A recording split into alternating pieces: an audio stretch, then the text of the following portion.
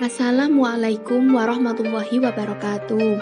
Alhamdulillahirabbil alamin. Pada kesempatan ini kita bisa kembali lagi belajar online tentang sejarah kebudayaan Islam. Pada minggu yang lalu sudah dibahas tentang ruang lingkup pembelajaran SKI dan juga karakteristik peserta didik. Semoga teman-teman gak lupa ya akan materi kemarin. Nah, pada hari ini akan ditambah lagi pembahasan tentang peradaban Arab pra-Islam dan juga periode Islam Makkah. Sebelum masuk ke materi, saya ingin bertanya dulu nih tentang kabar teman-teman. Gimana semuanya kabarnya teman-teman? Semoga dalam keadaan baik-baik saja ya, amin. Karena menjaga kesehatan pada masa ini sangat penting. Nah, alangkah baiknya apabila pembelajaran pada hari ini kita mulai dengan bacaan bismillah. Bismillahirrahmanirrahim. Nah, langsung saja ya, saya akan menjelaskan tentang peradaban Arab pra-Islam, yaitu mengenai peribadatan bangsa Arab sebelum Islam dan juga kondisi sosialnya. Peribadatan bangsa Arab atau agama bangsa Arab sebelum masuknya Islam. Nah, jadi bangsa Arab ini adalah bangsa yang menempati semenanjung Arabia yang terletak di Asia Barat Daya, yang hanya terdapat gurun pasir dan sedikit sekali air atau oase. Nah, semenanjung Arab ini dibagi menjadi dua penduduk, yaitu penduduk yang berada di daerah pedalaman atau Badui dan juga daerah yang berada di kota atau hadari. Kalau penduduk Badui ini adalah mereka yang sering nomaden atau berpindah-pindah tempat untuk mendapatkan sumber daya alam dan juga suka mengembara. Kalau penduduk kota atau hadari adalah penduduk yang sudah bertempat tinggal, bermukim atau menetap, kemudian sudah mulai mengenal tentang perdagangan, pertanian, dan juga bercocok tanam. Nah, untuk flora dan fauna, yaitu tumbuh-tumbuhan yang ada di Arab itu seperti mayoritasnya kurma. Kemudian untuk faunanya atau hewannya itu adalah unta. Meskipun di sana ada juga kuda, domba, dan juga yang lainnya. Bangsa Arab ini sebelum datangnya Islam, mereka menyembah banyak agama seperti menyembah matahari, bulan, bintang, menyembah berhala atau paganisme, dan juga ada agama Yahudi dan juga Kristen. Tapi yang banyak atau mayoritas yang mereka anut itu adalah menyembah berhala atau paganisme. Nah, bagaimana kok bisa berhala itu dijadikan sembahan mereka? Jadi ceritanya itu ada seorang tokoh bernama Amru bin Lu'ay. Dia itu berkunjung ke suatu negara dan ke suatu tempat. Dia mengetahui bahwa sembahan orang-orang di sana itu ada berhala, maka dia itu meminta kepada seorang tokoh yang ada di sana untuk memberikannya berhala sebagai hadiah. Maka Amru bin Lu'ay kembali ke kota Mekah, kemudian meletakkan berhala itu di Mekah sehingga Mekah itu identik dengan banyak berhala, sehingga berhala itu dijadikan sembahan mereka. Bahkan di dalam Mekah itu ada lebih dari 360 berhala. Dan berhala yang paling besar itu adalah Hubal yang terbuat dari batu akik merah yang berbentuk manusia. Kemudian ada berhala Lata, Mana, dan Uzza yang menjadi sesembahan mereka. Kondisi sosial masyarakat Arab pra-Islam. Nah, masyarakat Arab ini memiliki dua watak, yaitu watak positif dan juga watak negatif. Nah, watak positif ini mereka itu yang pertama sangat dermawan. Mereka itu sangat dermawan kepada tamu yang berkunjung ke rumahnya. Yang kedua adalah mereka sangat pemberani dan setia kawan. Bahkan mereka itu membela mati-matian temannya, entah temannya itu berbuat salah atau benar, pokoknya mereka akan membelanya sampai mati. Dan watak negatif masyarakat Arab yang pertama, mereka itu sangat semena-mena terhadap perempuan. Bahkan mereka itu membunuh bayi-bayi perempuan yang tidak berdosa. Karena mereka beranggapan bahwa wanita itu tak ada gunanya, tidak ada harganya. Terus yang kedua, mereka juga semena-mena terhadap hamba sahaya atau budak mereka. Mereka beranggapan bahwa budak itu adalah milik mereka. Semua yang berhubungan dengan budak itu baik fisik, mental, atau entahlah apapun itu adalah milik mereka dan mereka bisa menjual mereka itu seperti barang. Dan untuk budaya yang ada di masyarakat Arab, sebenarnya masyarakat Arab itu adalah masyarakat yang cerdas, bahkan mereka itu mahir dalam bersyair. Biasanya syair-syair mereka itu akan diperlombakan di pasar-pasar seperti Madinah, Zulmajas, dan yang lainnya. Selanjutnya yaitu tentang keadaan ekonomi dan politik bangsa Arab pra-Islam. Mayoritas orang Arab yang ada di Makkah saat itu adalah orang-orang yang berasal dari suku Quraisy, yang mana suku Quraisy adalah suku asal Nabi Muhammad yang memegang otoritas sebagai penjaga Ka'bah. Sebelum mengenal Islam sendiri, bangsa Arab telah terkenal dalam bidang perdagangan. Karena kondisi wilayah yang hanya berupa padang pasir, pegunungan yang tandus dan penuh bebatuan, bangsa Arab memilih perdagangan sebagai sumber perekonomian mereka. Orang Arab Mekah memiliki 4 jalur perdagangan, yaitu ke utara dan selatan, mereka pergi ke Syam atau Syria dan Yaman. Kemudian, kalau ke barat dan timur, mereka pergi ke Habsyi dan Persia.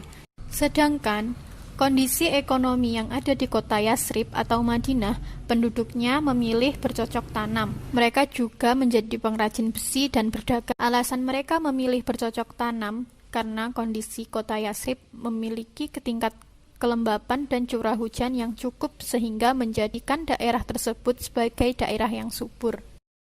Dalam hal politik, orang Arab pada saat itu tidak mengenal yang namanya pemerintahan. Tapi di dalam kehidupan mereka, terbagi menjadi suku-suku yang dipimpin oleh kepala suku yang mereka sebut dengan syekh. Kesukuan bangsa Arab pada saat itu sangatlah kuat, sehingga menimbulkan kefanatikan antar suku.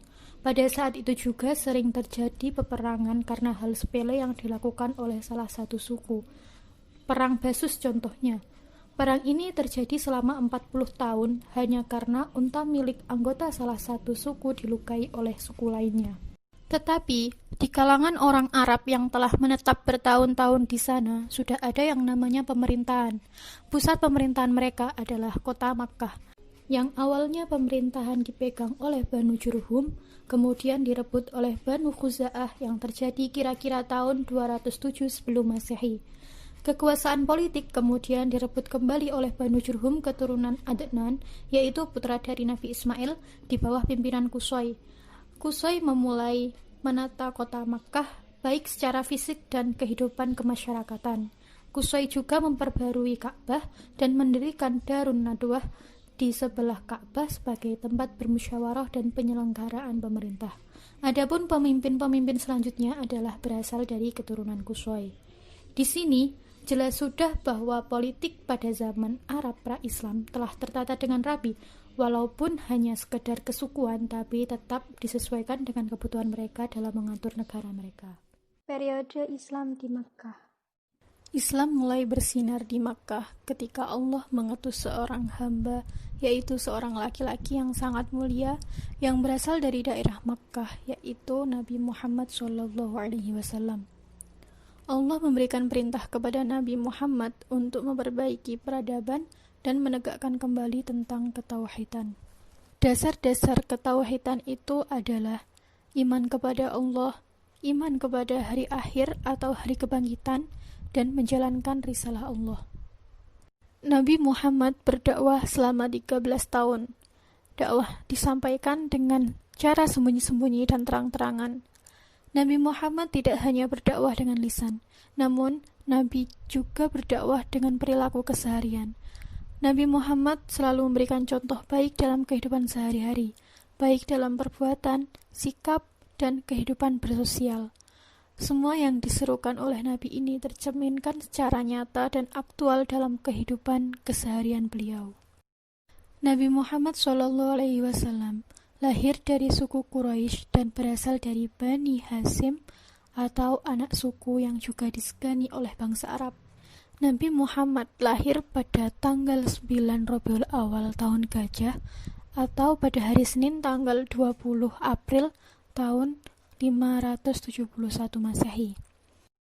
Pada umur 40 tahun, Nabi Muhammad SAW diberikan wahyu oleh Allah di Gua Hira, yaitu wahyu berupa surat Al-Alaq ayat 1-5.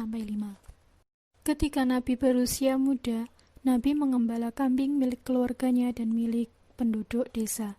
Dan tak segan pula beliau ikut pamannya Abdul Thalib berdagang.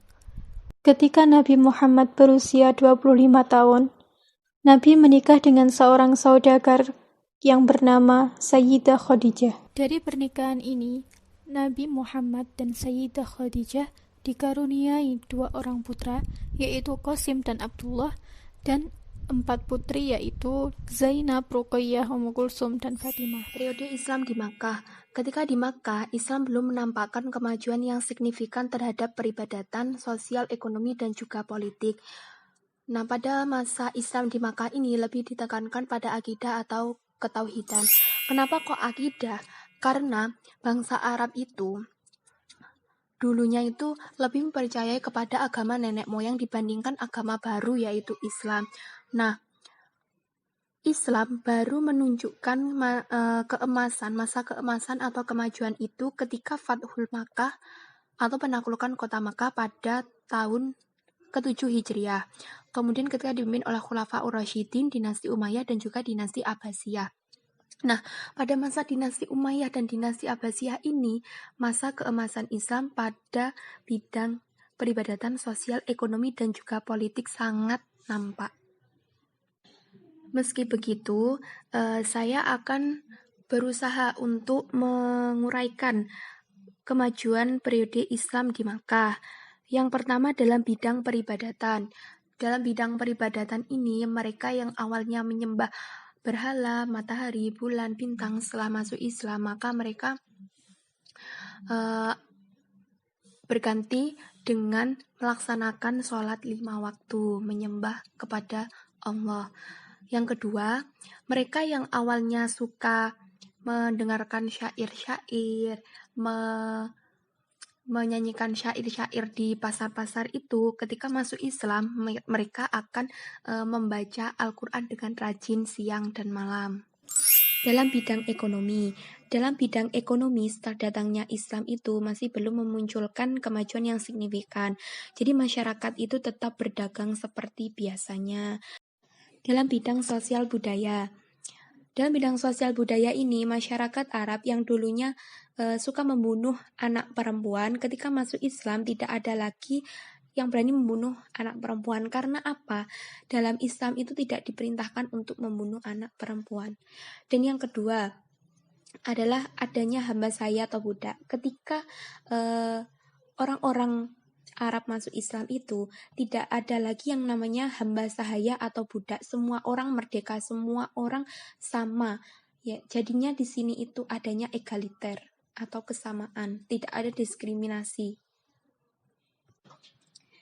Yang ketiga adalah terhadap watak orang Arab. Watak orang Arab yang dulu pada saat kafir mereka itu sangat keras sekali. Ketika masuk Islam mereka menjadi orang yang berhati lembut. Contohnya seperti Umar bin Khattab. Dalam bidang politik juga masih belum nampak kemajuan yang signifikan. Bidang politik ini mengalami kemajuan yaitu pada 2 dinasti, yaitu dinasti Umayyah dan juga Abbasiyah. Ketika dewan-dewan seperti wazir, Diwanul Khitabah, Diwanul Kharaj, Diwanul Rasail dan lain-lainnya itu udah tertata dengan sedemikian rapi dan menampakkan kemajuan yang sangat signifikan. Nah, teman-teman, itu tadi penjelasan dari kami tentang peradaban Islam pra-Makkah dan juga periode Makkah. Nah, nggak terasa nih, ternyata udah selesai aja. Semoga apa yang kami sampaikan bermanfaat untuk teman-teman. Apabila ada kurangnya mohon dimaafkan.